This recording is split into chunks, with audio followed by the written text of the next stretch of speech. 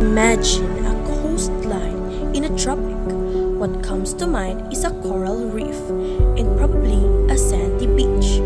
But nearby, there's another ecosystem that's often overlooked. Yet may be important to the health of the whole area. It's called a mangrove swamps.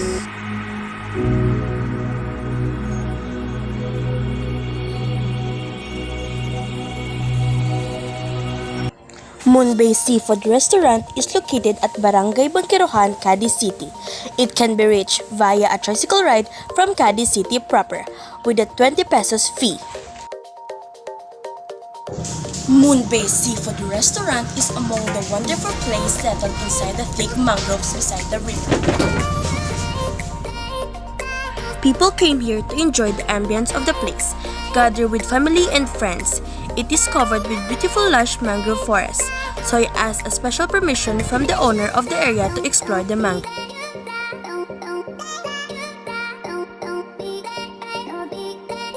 Hi, I'm Nicole Jane Olvido, Level 6 Diamond of Spread Training Center, and welcome to my world.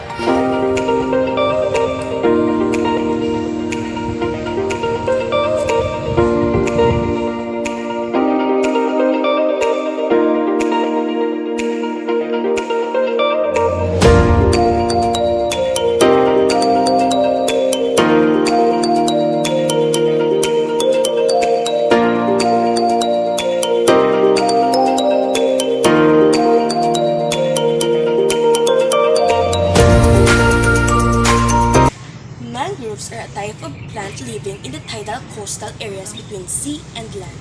All share the trait of being able to tolerate partial submersion in salt water and poor oxygen content in the ground where their roots penetrate.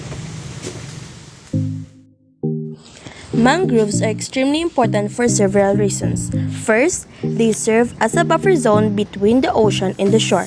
Their roots hold the shoreline together, limiting erosion and attenuating the waves. In effect, they form a protective barrier between the ocean and the land.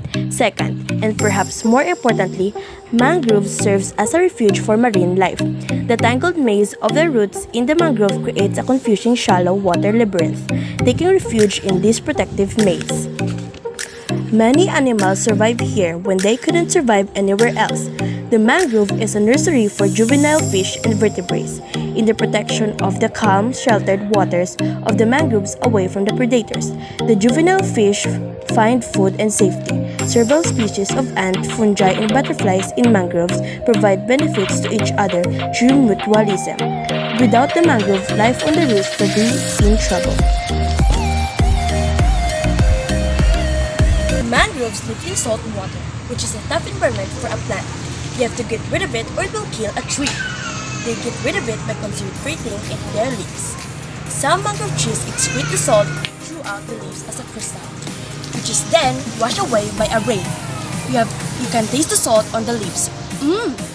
To talk more about the management of the mangrove swamps, let's all welcome the owner of the Monbase Seafood Restaurant, Sir Jordan San.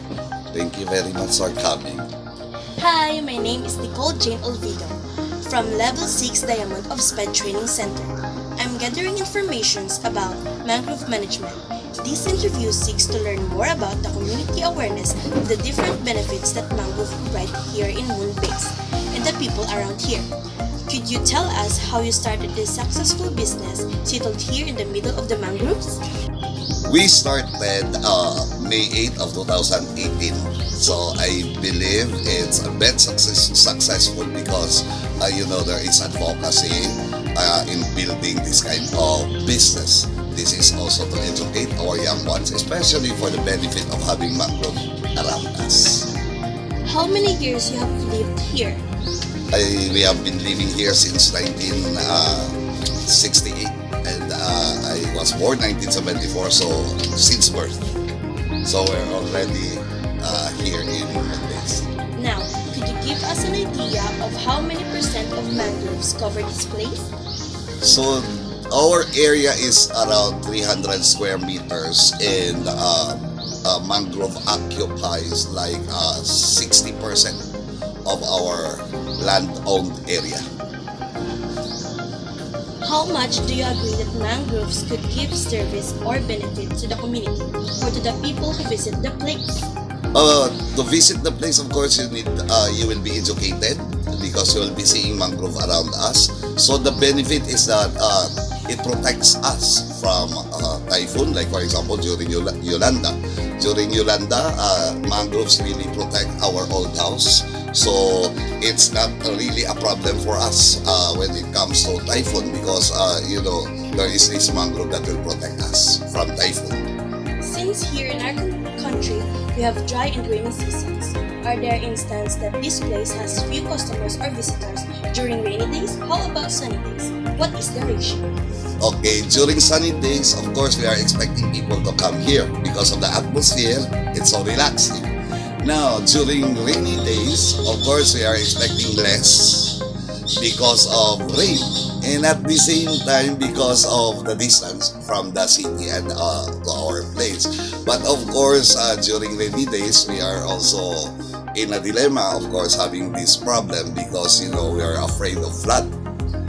Because of the presence of the mangrove, of course, the soil it increases, and of course, it prone to flood. Do you think mangrove could serve as a tourist attraction? Why? Yes, because our government, our DNR is campaigning for us to plant mangroves, and at the same time, it gives us good atmosphere and healthy environment as well. So it's going to be beneficial, especially for the coastal part, coastal areas of our city. We are actually very, very lucky to have mangroves around us. Are there any problems that you encountered for the past years in mangrove management? What are those? Yes, there are these problems that we are facing, especially, during rainy days. The soil, it increases. Of course, we have mountains here, we have upland here. So, of course, expectantly, when rainy season comes, of course, the soil will be coming down. So, our land area here, as you have noticed, the river, it's getting a lot of soil from the mountain. So, nagadubo ang aton nga mga rivers. So, that's the problem now. Kay samtang may mga kabukiran kita, if we have mountains in our place, like for example in Cadiz, of course, kapanaog din ang mga soil during rainy days. How do you deal with it? It's actually a big problem to our city. Actually, the solution, I believe, nga para magbalik ang level sang aton nga mga rivers is to dredge. This is not just only in San Pablo River here at Monbase, but also we are facing the same problem at Sicaba River. Of course, because of the rainy days, rainy season in a year, so nagadubo ang aton nga mga sea level. So ang tendency ang pinaka-apektado ang aton nga mga fishermen. Kay sa una, lapit lang makapangisda na sila, but because nga nagataas aton soil, meaning nagapalayo aton fishermen para makapangisda. Compared before pandemic, how much of each of the resources are there now?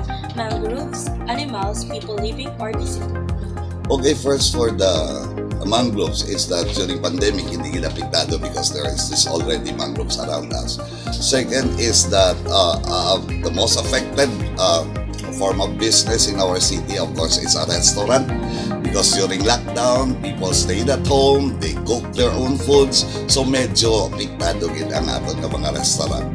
Third, sa mga animals so wala man kita problema because we have here pets at Monbase, may mga turtle study, may mga leopard study because we wanted to educate young ones as well. So most likely, ang pinaka-apektado is our sales during pandemic because people are afraid to go out, so they stayed at home, cook their own foods. So now, at least we are in a recovery process with our economic stability. Now, medyo ka-cope up na ang aton ekonomiya in terms of food business. Will you give us some important tips to conserve and protect the mangroves from future generations? Okay, first, we need to educate our young ones the benefit of the mangroves. We need to inform them that they need to take part because it's necessary. It's necessary because the climate change that we have right now, only that we need to educate our young ones to take part for us to cure our environment and of course to lesser down the danger of our environment. Thank you very much for spending your time with us, wishing for the success of the business. Thank you very much. Thank you. Without mangroves would all be diminished and many people would suffer. Respiratory illness and diseases would rise up due to pollution and suffocation of carbon that we inhale in our body. Our daily activities will be affected, thus the functions in our skeletal and muscular system will be degraded due to lack of physical activities or exercise. Saving the environment should be the priority of each and every person today. Environment constitutes the entire surroundings comprising water, air, sunlight, plants, and animals that offer viable conditions for development and growth. We have to be mindful of how, what, and why we are consuming, especially when it comes to the natural and non-renewable resources. A healthy environment can promote physical activities, improve air quality, lower risk of injuries, increase social connection, and sense of community. Also reduce contributions to climate change. Paano nga ba natin mapapahalagahan at mapoprotektahan ang ating mga likas na yaman, lalo na sa mga kagubatan, riverbanks, halaman at hayop? Ang paglilinis sa paligid at paghihiwalay ng mga basura mula sa nabubulok at di nabubulok makakatulong upang masugpo ang mabilis na pagkalat ng polusyon sa lupa, tubig at hangin.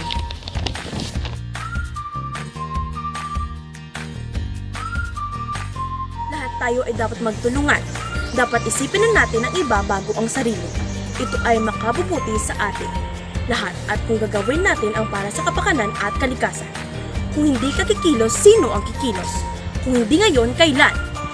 Kilos para sa kalikasan at kinabukasan. Ito ang panawagan ng mga bakawan.